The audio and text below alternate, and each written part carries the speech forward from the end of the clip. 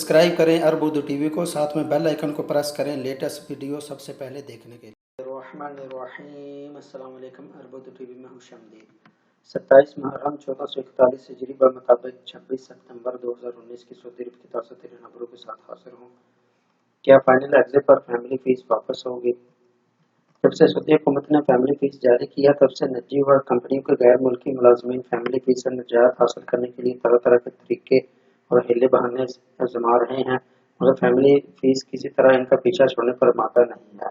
Roger website के मुताबिक पास गैर मुल्की मुलाजमीन ने महकमा पासपोर्ट से ट्विटर अकाउंट के जरिए इस्तफसार किया है कि वो अपनी फैमिली को फाइनल एग्जिट पर भेज दे तो ऐसी सूरत में इसे बाकी मानदा महीने की फीस वापस मिल सकती है या नहीं।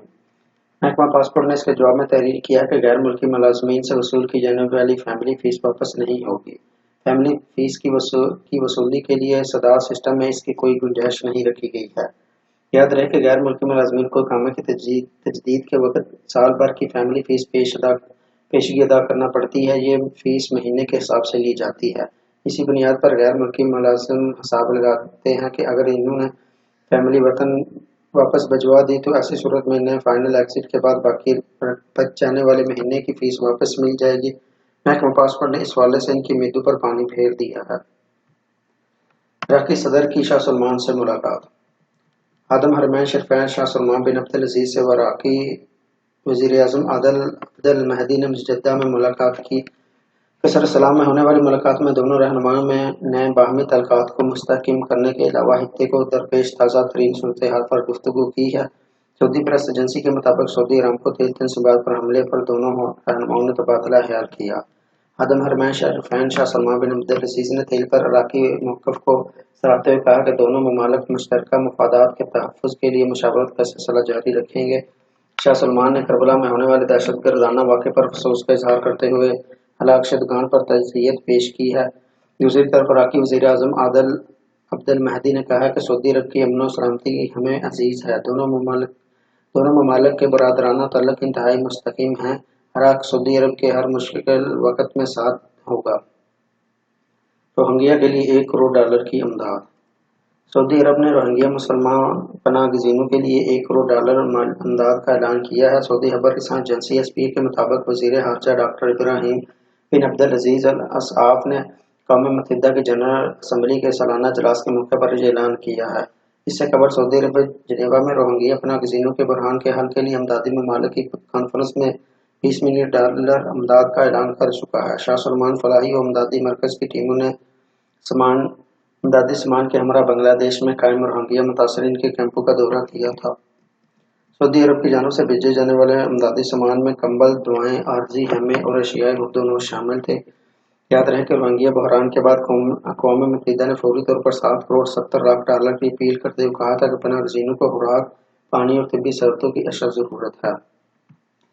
हौसी मलेशिया के बैलिस्टिक मिसाइलों को मार गिराया गया। अरब इत्तेहाद ने हौसी मलेशिया की जानिब से दागे गए 2 बैलिस्टिक मिसाइलों को रास्ते ही में रोककर मार गिराया है। SPA के मुताबिक और अल अरेबिया .net के मुताबिक अरब इत्तेहाद के तर्जुमान कर्नल तुर्की माल्की ने एक बयान में कहा कि अरब इत्तेहाद के एयर डिफेंस सिस्टम ने मंगल की शाम यमन के इलाके इमरान और सादा में 2 मिसाइलों को तबाह किया है। इससे कबल अरब इत्तेहाद के तर्जुमान ने कहा कि मंगल की दोपहर यमन की कमिश्नरी इमरान से दागे जाने वाले एक प्लास्टिक मिसाइल रास्ते में तबाह हो गया। इसका मलबा यमन की हदूद में ही गिरा और तर्जुमान का कहना है कि ईरानी नवाज हौसी बागी आलमी कानून की सरी खिलाफ वर्जियों के मर्तकब हो रहे हैं। इनकी जानिब से शहरी बातों पर अंधाधुंध मिसाइल दागे जा रहे हैं, जिससे इलाके में रहने वाले सैकड़ों मासूम शहरियों की जानों को शदीद खतरा लाहक है। तर्जुमान ने मजीद कहा है कि हौसियों ने इमरान कमिश्नरी से शहरी आबादी पर मिसाइल दागा जो यमन के इलाके सौदा में जा गिरा। तर्जुमान के मुताबिक इत्तेहादी फोर्सेस की जानिब से बागियों के मिसाइल को हमलों को नाकाम बनाने और शहरों के जानो माल के तहफ़्फ़ुज़ के लिए जमा कार्रवाई की जाएगी।